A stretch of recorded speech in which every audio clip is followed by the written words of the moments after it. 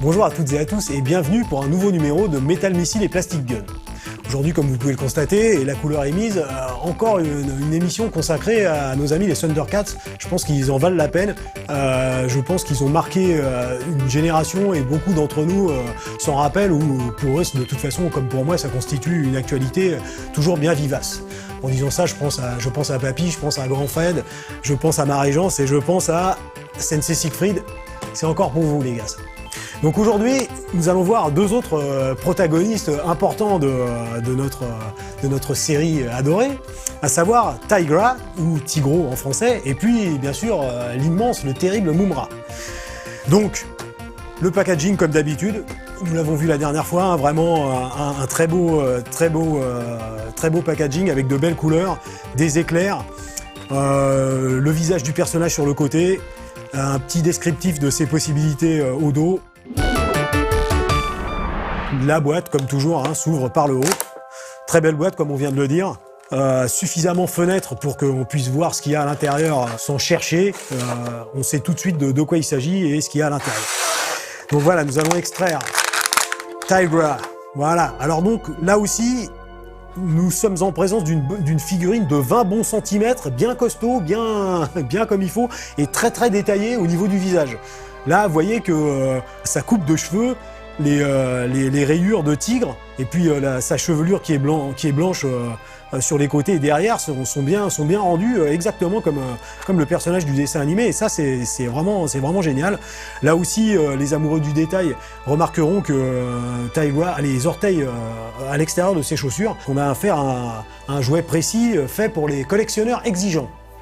Et le reste est beaucoup plus intéressant. Dans la boîte, vous avez donc son arme non déployée. Donc vous avez ici le manche que vous pouvez mettre dans la main, qui est faite pour ça.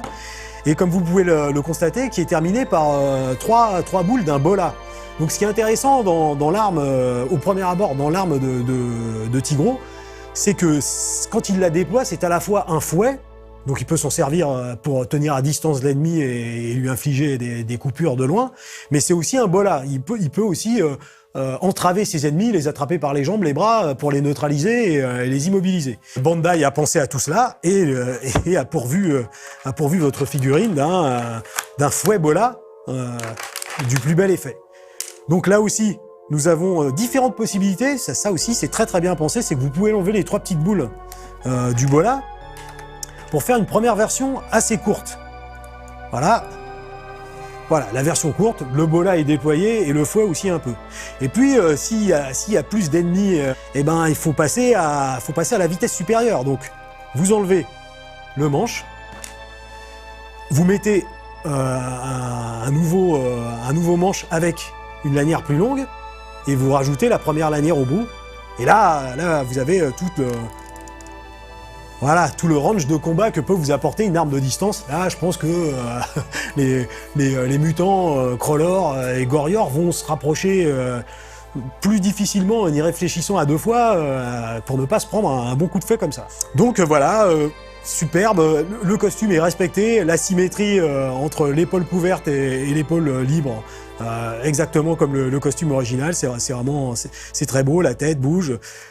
Delto, suivait les épaules peuvent tourner, les biceps, les cuisses.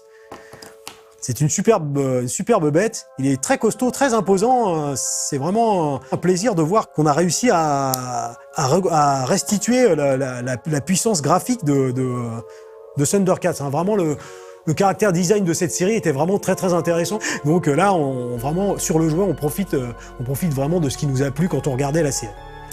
Voilà pour Tigro. Maintenant, nous allons passer à un personnage qui a plus que son importance dans la série, à savoir Mumm-Ra.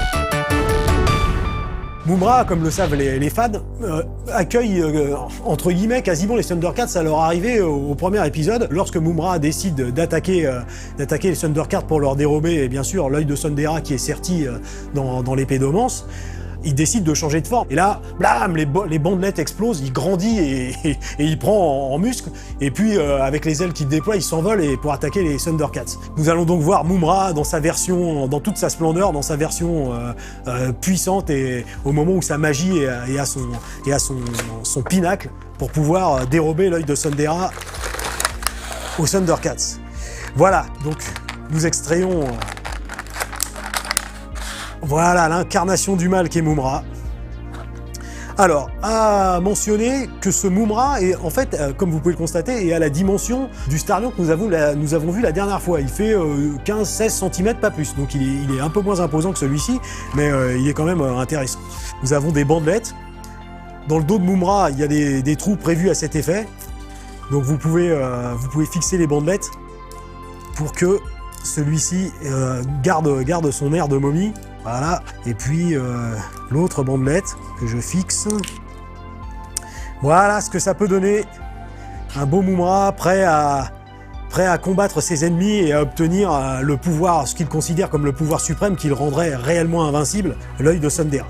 L'intérêt majeur, c'est que c'est exactement la figurine telle qu'on la voit dans le dessin animé. J'aime beaucoup les bandelettes de la coiffe, les bandelettes bicolores de la coiffe. Voilà, les deux serpents. C'est du Mumm-Ra dans toute sa splendeur. Mais en parlant de splendeur, j'ai quand même une petite surprise pour vous. Et quand je dis petite, on va dire que c'est une litote inversée, parce qu'en fait, c'est une grosse surprise. Parce que voilà, je pense que tout passionné et collectionneur de Thundercats se doit de posséder cette version de Mumm-Ra qui, comme vous pouvez le constater, est monstrueuse.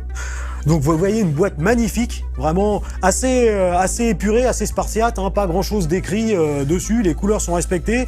Et derrière vous avez une superbe photo de Mumm-Ra au pinacle de sa puissance. Nous allons ouvrir ce monstre Mumm-Ra sans plus tarder parce que c'est vraiment quelque chose à voir et si possible quelque chose à acquérir. Donc voilà, je l'extrais de la boîte. Voilà, et d'une et de deux. Donc, Mumm-Ra, l'incarnation du mal est tellement imposante que, comme vous pouvez le constater, la boîte n'est pas assez grande pour le stocker de plein pied, c'est le cas de le dire. Donc vous récupérez les pieds que vous vissez. Vous pouvez le constater, ce Mumm-Ra est en vinyle. Voilà, vous lui mettez un pied, deux pieds. Alors bien sûr, question articulation. Là, il n'y a pas 18 points d'articulation, c'est vraiment sommaire, mais la sculpture est telle, et la position est tellement bonne que finalement, ça n'a pas tant besoin que ça. Raffinement suprême, vous avez des bandelettes qui sont en tissu, donc que j'avais prédisposées. Donc voilà, pour donner vraiment cette impression d'explosion des bandelettes sous la puissance musculaire de Mumm-Ra. Il faut tout de même rajouter le fin du fin. Alors, il faut chercher des petits points habilement disposés. Voilà. Alors, on parlait d'articulation tout à l'heure. Bon, il peut tout de même lever les bras et puis les écarter. Donc ça c'est vraiment très très bien puisque, hop, ce faisant, vous le mettez en position de rage du mal. Voilà, Mumm-Ra, l'éternel vivant, dans toute sa rage maléfique. Je sais pas ce que vous en pensez, mais je trouve que c'est vraiment superbe. Voilà, vous disposez les bandelettes de sa coiffe correctement. Et puis vous mettez les bandelettes à votre convenance, donc c'est vraiment génial. Monstrueux, imposant, mais n'oublions pas l'autre catchphrase de Mumm-Ra, c'est que tant que le mal existera, Mumm-Ra existera. Voilà, 3 personnages de toute beauté. Pour vraiment les inconditionnels de la série, c'est ce qu'il faut avoir, une superbe sculpture, graphiquement une fidélité à toute épreuve. En voyant ça, je considère comme d'habitude que les jouets sont quelque chose de beaucoup trop sérieux pour être confiés aux enfants.